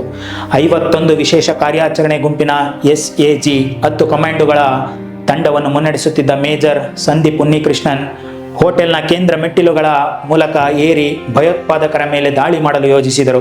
ಯೋಜನೆಯ ಪ್ರಕಾರ ಕಮಾಂಡೋಗಳು ಕೇಂದ್ರ ಮೆಟ್ಟಿಲುಗಳಿಂದ ಮೇಲೆ ಏರುತ್ತಿದ್ದಾಗ ಹೊಂಚು ಹಾಕಿ ಕುಳಿತಿದ್ದ ಭಯೋತ್ಪಾದಕರು ಮನ ಬಂದಂತೆ ಗುಂಡು ಹಾರಿಸಲು ಪ್ರಾರಂಭಿಸಿದರು. ಇದರಿಂದಾಗಿ 7 ಗುಂಡುಗಳು ಕಮಾಂಡೋ ಸುನಿಲ್ ಕುಮಾರ್ ಯಾದವ್ ಅವರಿಗೆ ತಲುಗಿ ಅವರು ಗಂಭೀರವಾಗಿ ಗಾಯಗೊಂಡರು. ಭಯೋತ್ಪಾದಕರು ಅವರ ಮೇಲೆ ಮತ್ತಷ್ಟು ದಾಳಿ ಮಾಡುವ ಮೊದಲು ಸುನಿಲ್ಗೆ ರಕ್ಷಣೆ ನೀಡುತ್ತಾ ಸಂದೀಪ್ ಉನ್ನಿಕೃಷ್ಣನ್ ಮತ್ತು ಅವರ ತಂಡವು ಭಯೋತ್ಪಾದಕರ ಮೇಲೆ ಪ್ರತಿ ದಾಳಿ ನಡೆಸಿತು. ಭಯೋತ್ಪಾದಕರು ಸ್ವಲ್ಪ ಹಿಂದೆ ಸರಿದಾಗ ಸಂದೀಪ್ ತಮ್ಮ ತಂಡಕ್ಕೆ ಸುನಿಲ್ಗೆ ತಕ್ಷಣ ಪ್ರಥಮ ಚಿಕಿತ್ಸೆ ನೀಡುವಂತೆ ಹೇಳಿದರು ಮತ್ತು ಒಬ್ಬರೇ ಮೆಟ್ಟಿಲುಗಳ ಮೂಲಕ ಹೇರಿದರು. ಸಂದೀಪ್ ಹೋಗುವಾಗ ನನ್ನ ಹಿಂದೆ ಬರಬೇಡಿ, ನಾನು ನಿಭಾಯಿಸುತ್ತೇನೆ ಎಂದು ತಮ್ಮ ತಂಡಕ್ಕೆ ಹೇಳಿ ಮೇಲೆ ಹೋದರು. ಸಂದೀಪ್ ಮತ್ತು 4 ಭಯೋತ್ಪಾದಕರ ನಡುವೆ ಭೀಕರ ಗುಂಡಿನ ಚಕಮಕಿ ಪ್ರಾರಂಭವಾಯಿತು. ಒಬ್ಬರೇ ಸಂದೀಪ್ ಉನ್ನಿಕೃಷ್ಣನ್ ಭಯೋತ್ಪಾದಕರೊಂದಿಗೆ ಎಷ್ಟು ತೀವ್ರವಾಗಿ ಹೋರಾಡಿದರೆಂದರೆ 4 ಭಯೋತ್ಪಾದಕರು ಹೋಟೆಲ್ನ ಉತ್ತರ ತುದಿಯ ಮೂಲೆಯಲ್ಲಿ ಅಡಗಿಕೊಳ್ಳುವಂತೆ ಮಾಡಿದರು. ಆದರೆ ಈ ಹೋರಾಟದಲ್ಲಿ ಸಂದೀಪ್ ಅವರ ಮೇಲೂ ಗುಂಡಿನ ಮಳೆ ಸುರಿಯಿತು. ಇದರಿಂದಾಗಿ ಶತ್ರುಗಳನ್ನು ಕೊಲ್ಲುವ ಪ್ರಯತ್ನದಲ್ಲಿ ಅವರು ತಮ್ಮ ಪ್ರಾಣವನ್ನೇ ಅರ್ಪಿಸಬೇಕಾಯಿತು. ಇದೇ ವೇಳೆ 20 NSG ಕಮಾಂಡೋಗಳು 3ನೇ ತಂಡವು 27 ನವೆಂಬರ್ ಸಂಜೆ ಸುಮಾರು 5:30ಕ್ಕೆ ನಾರಿಮನ್ ಹೌಸ್ ಸ್ಥಳವನ್ನು ತಲುಪಿತ್ತು. ಕಮಾಂಡೋಗಳು ಕಟ್ಟಡದ ನೆಲಮಹಡಿಯಿಂದ ಒಳನುಗ್ಗಲು ಬಹಳ ಪ್ರಯತ್ನಿಸಿದರು. ಆದರೆ ಅಲ್ಲಿದ್ದ 2 ಭಯೋತ್ಪಾದಕರು ಕೆಳಗಿನಿಂದ ಮೇಲೆ ಹೋಗುವ ಎಲ್ಲ ಪ್ರವೇಶ ಮಾರ್ಗಗಳನ್ನು ಗ್ರೆನೇಡ್ಗಳಿಂದ ನಾಶಪಡಿಸಿದ್ದರು. ಅಂತಹ ಪರಿಸ್ಥಿತಿಯಲ್ಲಿ NSG ಕಟ್ಟಡದ ಮೇಲ್ಛಾವಣಿಯಿಂದ ಒಳನುಗ್ಗಲು ಯೋಜಿಸಿತು. ಮರುದಿನ ನವೆಂಬರ್ 28 ಬೆಳಗ್ಗೆ 7:30ಕ್ಕೆ ನಾರಿಮನ್ ಹೌಸ್ನ ಮೇಲ್ಛಾವಣಿಗೆ ಹೆಲಿಕಾಪ್ಟರ್ನಿಂದ ಕಮಾಂಡೋಗಳನ್ನು ಇಳಿಸಲಾಯಿತು. ಇದೇ ವೇಳೆ ಮಾಧ್ಯಮಗಳು ಕಮಾಂಡೋಗಳ ಪ್ರತಿಯೊಂದು ನಡೆಯನ್ನು ಫೋಟೋ ಮತ್ತು ವಿಡಿಯೋಗಳನ್ನು ನೇರ ಪ್ರಸಾರ ಮಾಡುತ್ತಿದ್ದವು. ಇದರಿಂದಾಗಿ ಕಮಾಂಡೋಗಳ ಪ್ರತಿಯೊಂದು ಚಟುವಟಿಕೆಯ ಬಗ್ಗೆಯೂ ಪಾಕಿಸ್ತಾನದಲ್ಲಿ ಕುಳಿತಿದ್ದ ಹ್ಯಾಂಡ್ಲರ್ಗಳಿಗೆ ಟಿವಿ ಮೂಲಕ ತಿಳಿಯುತ್ತಿತ್ತು. ಹ್ಯಾಂಡ್ಲರ್ಗಳು ಕಮಾಂಡೋಗಳ ಪ್ರತಿಯೊಂದು ಚಟುವಟಿಕೆಯ ಸುದ್ದಿಯನ್ನು ಫೋನ್ ಮೂಲಕ ಭಯೋತ್ಪಾದಕರಿಗೆ ತಲುಪಿಸುತ್ತಿದ್ದರು. ನಾರಿಮನ್ ಹೌಸ್ನಲ್ಲಿ ಅಡಗಿದ್ದ 2 ಭಯೋತ್ಪಾದಕರು ಕಮಾಂಡೋಗಳ ಲೈವ್ ಅಪ್ಡೇಟ್ ಸಿಕ್ಕ ತಕ್ಷಣ ಅವರ ಮೇಲೆ ಗ್ರೆನೇಡ್ಗಳನ್ನು ಎಸೆಯಲು ಮತ್ತು ಗುಂಡು ಹಾರಿಸಲು ಪ್ರಾರಂಭಿಸಿದರು. ಇದು ಕಮಾಂಡೋ ಗಜೇಂದ್ರ ಸಿಂಗ್ ಬಿಸ್ಟ್ ಅವರಿಗೆ ತಗುಲಿ ಅವರು ಹುತಾತ್ಮರಾದರು. Oberoi Trident hotel, Taj hotel ಮತ್ತು ನಾರಿಮನ್ ಹೌಸ್ 3 ಸ್ಥಳಗಳಲ್ಲಿ ಕಮಾಂಡೋಗಳು ಬಹಳಷ್ಟು ತೊಂದರೆಗಳನ್ನು ಎದುರಿಸುತ್ತಿದ್ದರು. ಭಯೋತ್ಪಾದಕರು ಇಲಿಗಳಂತೆ ಬಿಲಗಳಲ್ಲಿ ಅಡಗಿ ಕುಳಿತು ನಿರಂತರವಾಗಿ ಅಡಗಿಕೊಂಡು ದಾಳಿ ಮಾಡುತ್ತಿದ್ದರು. ಆದ್ದರಿಂದ ಕಮಾಂಡೋಗಳಿಗೆ ಶತ್ರುಗಳೊಂದಿಗೆ ಹೋರಾಡಲು ಧೈರ್ಯದ ಜೊತೆಗೆ ಚಾಣಾಕ್ಷತನದಿಂದ ಕೆಲಸ ಮಾಡುವುದು ಅಗತ್ಯವಿತ್ತು. ಕಮಾಂಡೋಗಳು ತಿಳುವಳಿಕೆಯಿಂದ ಒಬೆರಾಯ್ ಹೋಟೆಲ್ನಲ್ಲಿ ಭಯೋತ್ಪಾದಕರನ್ನು ಮುಗಿಸಲು ಸಂಘಟಿತ ದಾಳಿ ಮಾಡಲು ಯೋಜಿಸಿದರು. ಇದರಂತೆ 19ನೇ ಮಹಡಿಯ ಒಂದು ಕೊಠಡಿಯಲ್ಲಿ ಅಡಗಿದ್ದ 2 ಭಯೋತ್ಪಾದಕರ ಮೇಲೆ ಕಮಾಂಡೋಗಳು ಒಳಗಿನಿಂದ ದಾಳಿ ಮಾಡಿದರೆ, ಅದೇ ಸಮಯದಲ್ಲಿ ಹೋಟೆಲ್ನ ಎದುರುಗಿದ್ದ ಏರ್ ಇಂಡಿಯಾ ಕಟ್ಟಡದ 11ನೇ ಮಹಡಿಯಲ್ಲಿ ಸ್ನೈಪರ್ಗಳನ್ನು ನಿಯೋಜಿಸಲಾಯಿತು. ಈ ರೀತಿ ಭಯೋತ್ಪಾದಕರು ಉಭಯ ದಾಳಿಯ ನಡುವೆ ಸಿಲುಕಿಕೊಂಡರು. ಭಯೋತ್ಪಾದಕರು ಇದ್ದ ಕೊಠಡಿಯ ಕಿಟಕಿಯ ಮೇಲೆ ಸ್ನೈಪರ್ಗಳ ಕಡೆಯಿಂದ ಹಲವು ಸುತ್ತು ಗುಂಡು ಹಾರಿಸಲಾಯಿತು. ಇದರಲ್ಲಿ ಒಬ್ಬ ಭಯೋತ್ಪಾದಕ ತಕ್ಷಣವೇ ಸತ್ತನು. ಸ್ವಲ್ಪ ಸಮಯದ ನಂತರ ಉಳಿದ 2ನೇ ಭಯೋತ್ಪಾದಕನನ್ನು ಹೋಟೆಲ್ನಲ್ಲಿದ್ದ ಕಮಾಂಡೋಗಳು ಹೊಡೆದುರುಳಿಸಿದವು. ಈ ಮೂಲಕ ನವೆಂಬರ್ 28 ಮಧ್ಯಾಹ್ನ 3 ಗಂಟೆಯ ಹೊತ್ತಿಗೆ NSG ಒಬೆರಾಯ್ ಟ್ರೈಡೆಂಟ್ ಅನ್ನು ಭಯೋತ್ಪಾದಕರ ಹಿಡಿತದಿಂದ ಮುಕ್ತಗೊಳಿಸಿತು. ಆದರೆ ಇದೇ ವೇಳೆ ನಾರಿಮನ್ ಹೌಸ್ನಲ್ಲಿ ಗಜೇಂದ್ರ ಬಿಸ್ಟ್ ಹುತಾತ್ಮರಾಗಿದ್ದರಿಂದ ಕಮಾಂಡೋಗಳು ತೀವ್ರವಾಗಿ ಕೋಪಗೊಂಡಿದ್ದರು ಮತ್ತು ತಮ್ಮ ಸಹಚರನ ಸಾವಿಗೆ ಪ್ರತೀಕಾರ ತೀರಿಸಿಕೊಳ್ಳಲು ಮತ್ತು ಕಟ್ಟಡದೊಳಗೆ ಸಿಲುಕಿದ್ದ ಜನರನ್ನು ರಕ್ಷಿಸಲು ಕಮಾಂಡೋಗಳು 2 ಭಯೋತ್ಪಾದಕರನ್ನು ಹುಡುಕಿ ಅವರ ಮೇಲೆ ದಾಳಿ ಮಾಡಲು ಪ್ರಾರಂಭಿಸಿದರು. ಮೇಜರ್ ಸಂದೀಪ್ ಸೇನ್ ಅವರಿಗೆ ಒಂದು ಸುಳಿವು ಸಿಕ್ಕಿತ್ತು ಮತ್ತು ಅವರು ಒಂದು ಕೊಠಡಿಗೆ 2 ಗ್ರೆನೇಡ್ಗಳನ್ನು ಎಸೆದರು. ಅದರಲ್ಲಿ ಒಬ್ಬ ಭಯೋತ್ಪಾದಕನು ಬೆಂಕಿಯ ಜ್ವಾಲೆಗಳಲ್ಲಿ ಸುಟ್ಟು ಬೂದಿಯಾದನು. ಈಗ ಇನ್ನೊಬ್ಬ ಭಯೋತ್ಪಾದಕನು ಉಳಿದಿದ್ದನು, ಆದರೆ ಅವನ ಬಳಿಯೂ ತಪ್ಪಿಸಿಕೊಳ್ಳಲು ಯಾವುದೇ ಅವಕಾಶವಿರಲಿಲ್ಲ. ಉಳಿದ ಎಲ್ಲ ಒತ್ತೆಯಾಳುಗಳನ್ನು ಹೊರತೆಗೆದು ನಾರಿಮನ್ ಹೌಸ್ನೊಳಗೆ ಹಲವು ಗ್ರೆನೇಡ್ಗಳನ್ನು ಎಸೆಯಲಾಯಿತು. ಅದರ ಹೊಡೆತಕ್ಕೆ ಸಿಲುಕಿ 2ನೇ ಭಯೋತ್ಪಾದಕನು ಅಲ್ಲೇ ಸತ್ತು ಬಿದ್ದನು. ಒಬೆರಾಯ್ ಟ್ರೈಡೆಂಟ್ ಹೋಟೆಲ್ ಮತ್ತು ನಾರಿಮನ್ ಹೌಸ್ ಈಗ ಸುರಕ್ಷಿತವಾಗಿದ್ದವು. ಆದರೆ ತಾಜ್ ಹೋಟೆಲ್ನಲ್ಲಿ ಇನ್ನೂ ಕೋಲಾಹಲ ಮುಂದುವರೆದಿತ್ತು. ಮೇಜರ್ ಸಂದೀಪ್ ಹುತಾತ್ಮರಾಗಿದ್ದರಿಂದ ನಿರಾಶರಾಗಿದ್ದ ಕಮಾಂಡೋಗಳಲ್ಲಿ ತಮ್ಮ ಕರ್ತವ್ಯವನ್ನು ಪಾಲಿಸಲು ಮತ್ತು ಮೇಜರ್ ಸಂದೀಪ್ ಅವರ ಹತ್ಯೆಗೆ ಪ್ರತೀಕಾರ ತೀರಿಸಿಕೊಳ್ಳಲು NSG ಮುಖ್ಯಸ್ಥ JK ದತ್ ಅವರು ಕಮಾಂಡೋಗಳಲ್ಲಿ ಮತ್ತೆ ಹುರುಪು ತುಂಬಿದರು. ಮೇಜರ್ ಖಂಡ್ವಾಲ್ ಮತ್ತು ಅವರ ಕಮಾಂಡೋಗಳು ಭಯೋತ್ಪಾದಕರ ಹುಡುಕಾಟದಲ್ಲಿ ಹೋಟೆಲ್ನ ಮೂಲೆಗಳಲ್ಲಿ ಶೋಧಿಸಲಾರಂಭಿಸಿದರು. ಆಗ ಅವರಿಗೆ ತಾಜ್ ಹೋಟೆಲ್ನ ವಸಾಬಿ ರೆಸ್ಟೋರೆಂಟ್ನಿಂದ ಗುಂಡಿನ ಸದ್ದು ಕೇಳಿಸಿತು. ಕಮಾಂಡೋಗಳು ವಿಳಂಬ ಮಾಡದೆ ಹಲವು ಗ್ರೆನೇಡ್ಗಳನ್ನು ವಸಾಬಿ ಕಡೆಗೆ ಎಸೆದರು. ಇದರಿಂದ ವಸಾಬಿ ರೆಸ್ಟೋರೆಂಟ್ ಬೆಂಕಿಯ ಜ್ವಾಲೆಗಳಲ್ಲಿ ಮುಳುಗಿತು ಮತ್ತು ಜೀವ ಉಳಿಸಿಕೊಳ್ಳಲು ಭಯೋತ್ಪಾದಕರು ಮೆಟ್ಟಿಲುಗಳತ್ತ ಓಡಿದ ತಕ್ಷಣ ಕಮಾಂಡೋಗಳು 4 ಭಯೋತ್ಪಾದಕರನ್ನು ಗುಂಡುಗಳಿಂದ ಜರಡಿ ಹಿಡಿಸಿದರು. ಈ ಮೂಲಕ ನವೆಂಬರ್ 29 ಬೆಳಗ್ಗೆ 8 ಗಂಟೆಯ ಹೊತ್ತಿಗೆ ತಾಜ್ ಹೋಟೆಲ್ ಕೂಡ ಸುರಕ್ಷಿತವಾಯಿತು. 10ರಲ್ಲಿ 9 ಭಯೋತ್ಪಾದಕರು ಕೊಲ್ಲಲ್ಪಟ್ಟಿದ್ದರು ಮತ್ತು ಒಬ್ಬ ಭಯೋತ್ಪಾದಕ ಅಜ್ಮಲ್ ಕಸಬ್ನನ್ನು ಜೀವಂತವಾಗಿ ಸೆರೆ ಹಿಡಿಯಲಾಯಿತು. ನವೆಂಬರ್ 26 ಸಂಜೆ ಪ್ರಾರಂಭವಾದ ಈ ಸಾವಿನ ಆಟ ನವೆಂಬರ್ 29 ಬೆಳಗ್ಗೆ ಕೊನೆಗೊಂಡಿತು. ಈ ದಾಳಿಯಲ್ಲಿ 166 ನಿರಪರಾಧಿಗಳು ಕೊಲ್ಲಲ್ಪಟ್ಟರು, ಆದರೆ 300ಕ್ಕೂ ಹೆಚ್ಚು ಜನರು ಗಂಭೀರವಾಗಿ ಗಾಯಗೊಂಡರು. 60 ಗಂಟೆಗಳ ಕಾಲ ಉಸಿರು ಬಿಗಿ ಹಿಡಿದು ಕುಳಿತಿದ್ದ ಮುಂಬೈ ಅಂತಿಮವಾಗಿ ನಿಟ್ಟುಸಿರು ಬಿಟ್ಟಿತ್ತು. ಆದರೆ 10 ಉಗ್ರರು ಮುಂಬೈಗೆ ನುಗ್ಗಿ ಇಂತಹ ಭೀಕರ ಘಟನೆಯನ್ನು ನಡೆಸಿರುವುದು ಭಾರತಕ್ಕೆ ದೊಡ್ಡ ಗುಪ್ತಚರ ವೈಫಲ್ಯದತ್ತ ಈ ಘಟನೆಯನ್ನು ಭಾರತ ಸರ್ಕಾರ ತನ್ನ ಭದ್ರತೆಯ ಬಗ್ಗೆ ಮತ್ತೆ ಯೋಚಿಸುವಂತೆ ಮಾಡಿತು.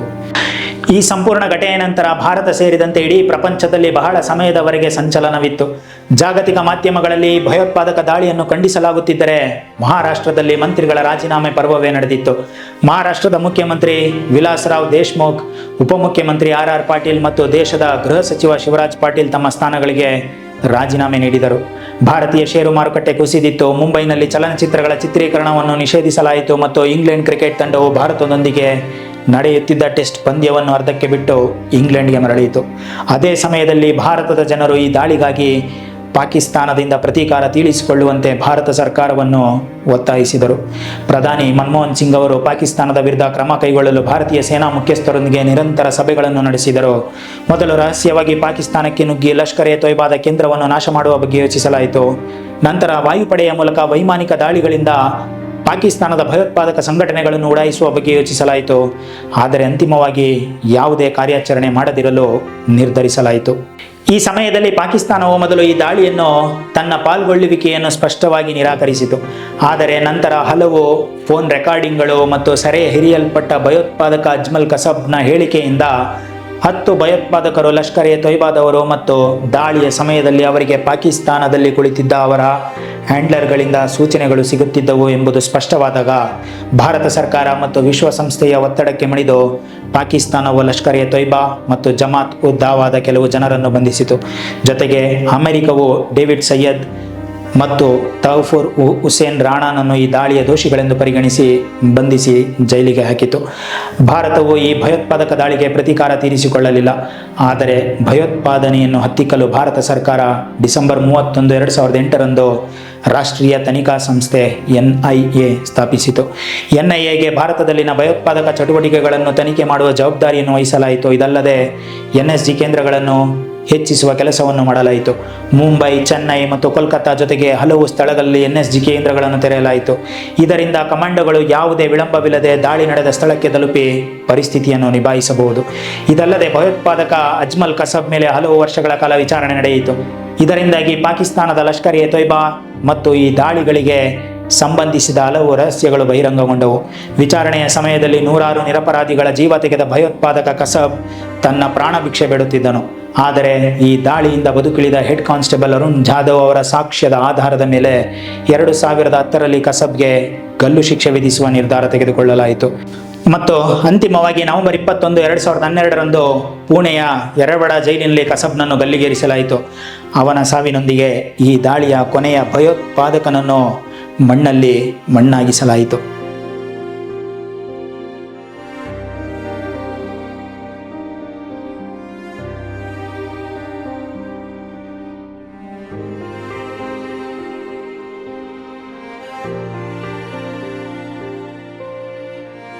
ಈ ವಿಡಿಯೋ ಬಗ್ಗೆ ನಿಮ್ಮ ಅಭಿಪ್ರಾಯ ಏನು ಅನ್ನೋದನ್ನು ಕಮೆಂಟ್ನಲ್ಲಿ ತಿಳಿಸಿ. ಹಾಗೆ ಈ ವಿಡಿಯೋ ಇಷ್ಟ ಆಗಿದ್ದರೆ ಲೈಕ್ ಮಾಡಿ, ಶೇರ್ ಮಾಡಿ ಮತ್ತು ನಮ್ಮ ಚಾನಲ್ಗೆ ಸಬ್ಸ್ಕ್ರೈಬ್ ಆಗೋದನ್ನು ಮರಿಬೇಡಿ. ನಮಸ್ಕಾರ.